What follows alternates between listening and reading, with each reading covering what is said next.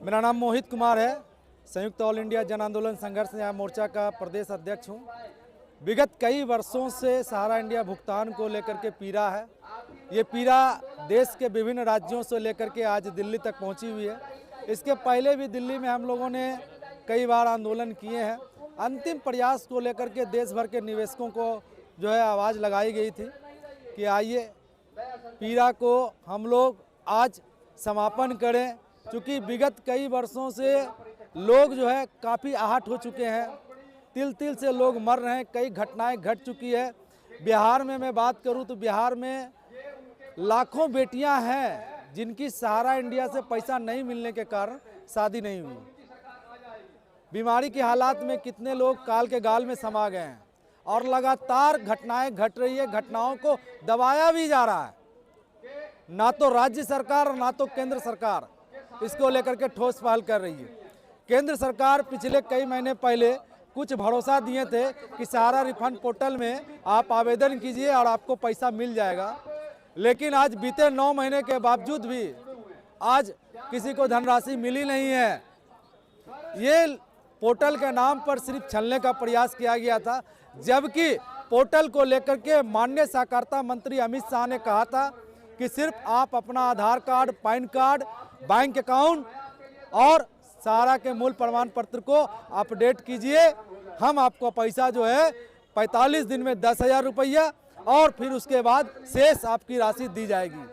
लेकिन 45 दिन की क्या बात करें हम, आज 9 महीने बीत चुके हैं, लेकिन यह धनराशि किसी को मिली तक नहीं है। तो सरकार का क्या इरादा है कि वो पैसा देना नहीं चाहती है? कोई प्रॉब्लम आ रही है? सरकार गमन करना चाह रही है। पहले तो सरकार बोली कि निवेश कि कोई डाटा नहीं है।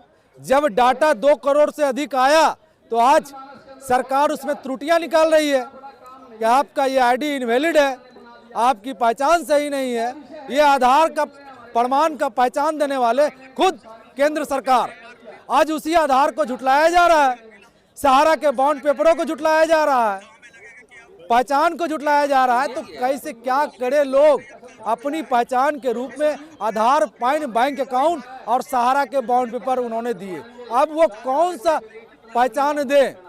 उसके बाद भी सहारा केंद्र सरकार रिफंड पोर्टल के माध्यम से उसको मैसेज आ रहा है कि ये आपका जो है दस्तावेज अधूरा है, ये आपकी त्रुटियां हैं, आपने पैसे कहां से लाए जो आप 2 लाख 5 लाख रुपया सहारा में निवेश किए। अरे भाई, सहारा में लोगों के 15 साल 20 साल के पैसे हैं। अब कोई भी व्यक्ति 2 लाख 5 लाख रुपया अपने घर परिवार के लिए नहीं रखेगा। वो 5 लाख रुपया 10 रुपया 20 रुपया करके उन्होंने जमा किया है, और 20 साल से अगर किन्हीं का भुगतान नहीं हुआ तो क्या वो पैसा 5 लाख 10 लाख 20 लाख नहीं होंगे? अब वो अपना रिटर्न दिखाए और कहां से क्या करे? तो सरकार सिर्फ जनता के साथ गुमराह कर रही है, छलावा कर रही है। और सहारा के निवेशक भी ये अच्छी तरह से समझ चुके हैं कि केंद्र सरकार, बीजेपी सरकार सिर्फ मीडिया पे हाईलाइट होने के लिए, अपने वोट प्रतिशत को बढ़ाने के लिए सहारा निवेशकों को कहा कि हम राहत पैकेज दे रहे हैं। सिर्फ और सिर्फ गुमराह करने का काम किया। और देश की मीडिया, जो सेंट्रल मीडिया है, आज कहीं इस बात को लेकर के नहीं उठा रही। आज देश का लोकतंत्र के रूप में जो जाना जाता है राष्ट्रीय मीडिया, हमारी बात कहीं नहीं रख रही है। सारी बात को जानने के बाद भी मीडिया दबाने ऊपर लगी हुई है। आज मीडिया को बोला जाए तो वो चले जाएंगे, कहाँ मंदिर बन रहा है, कहाँ मस्जिद बन रहा है। अरे देश के 10 करोड़ निवेशकों का ये पीड़ा है, ये दर्द है। दिल्ली के ठंड सर्द के दिनों में आज यहाँ लोग सड़क पर बैठे हुए हैं। इस ठंड के दिनों में अगर किन्हीं को कुछ हो जाता है तो क्या सरकार जिम्मेवार लेती है? आज सरकार इसी वोटरों की ताकत से केंद्र में अपनी सत्ता को अधिग्रहण करते हैं, और आज सरकार जो है हम लोगों को तरस तरस के छोड़ने के लिए छोड़ देंगे। ऐसी वो स्थिति है। आपको लग रहा है कि सरकार बात सुनेगी? नहीं सुनेगी तो हमने ज्ञापन में स्पष्ट लिखा है कि हम लोगों को इच्छा मृत्यु दे दिया जाए, क्योंकि लोकतंत्र का वास्तविक पहचान हम क्या दें?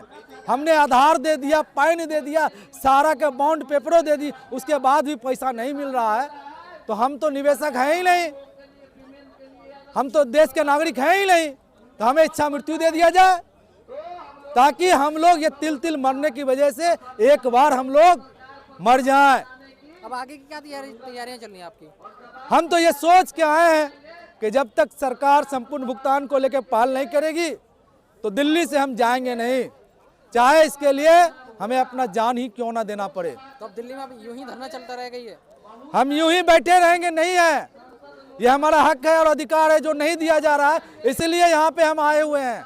और जब तक हक और अधिकार और न्याय नहीं मिलेगा हम दिल्ली छोड़ेंगे नहीं।